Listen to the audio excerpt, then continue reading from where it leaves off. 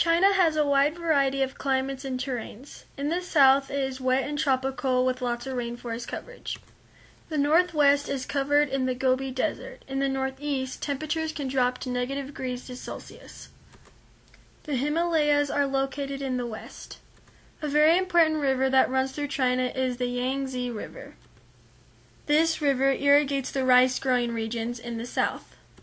Due to these conditions in different regions, people settled in the south more than the north and northeast and northwest.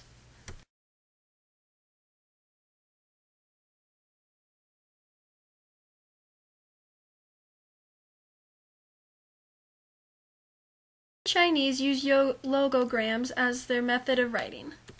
Logograms are symbols that represent a meaning or a word. Numbers that we use today are a great example of logograms. These basic principles of this type of writing has remained unchanged for thousands of years.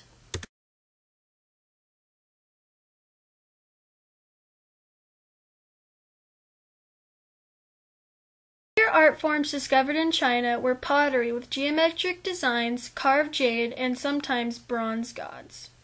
In ancient China, they were introduced with good quality porcelain. The best known porcelain are the 12,000 life-size chromatic soldiers, attendants, horses, and chariots found in the tomb of the Emperor Xinhuang.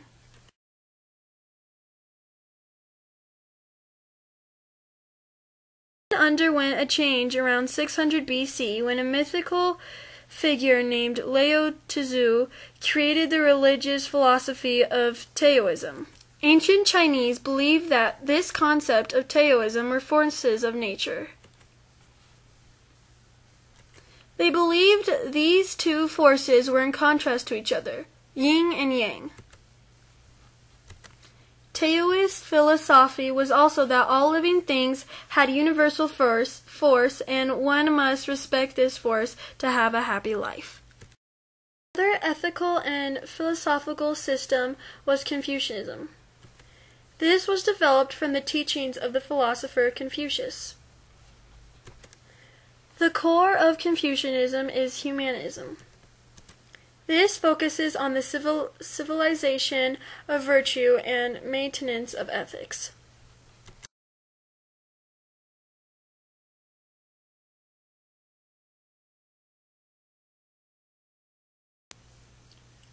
Beneath the emperor, there are four main social classes in ancient China.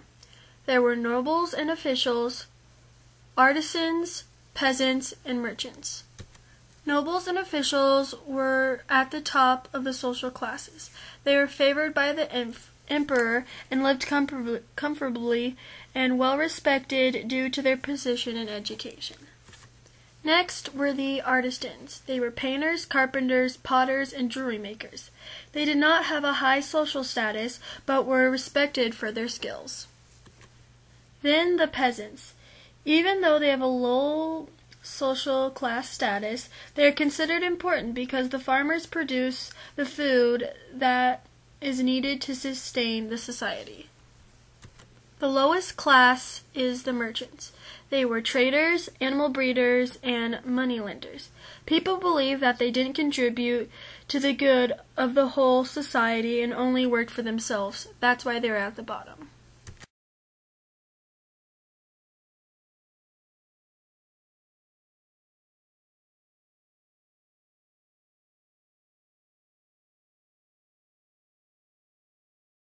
Texts were highly valued in China. However, before paper, they had to record their texts on stone or bone. The only way to avoid using this heavy material was to utilize the silk they invented.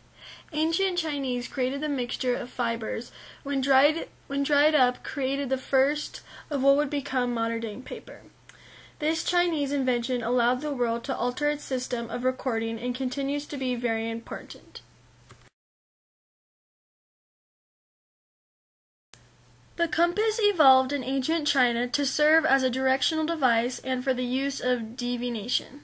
The Chinese invented it in part due to luck to look as loadstone, which is naturally magnetic towards both the poles.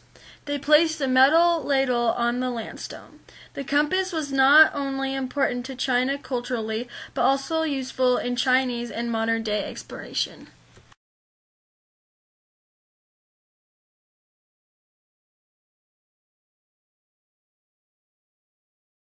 Ancient China was far more developed than Greece. The Chinese made a series of remarkable inventions that allowed China to achieve a higher standard of living. China's technology was far more advanced than Rome's. Superior technology led to Chinese agricultural productivity. Plows, for instance, were superior to plows used in Rome.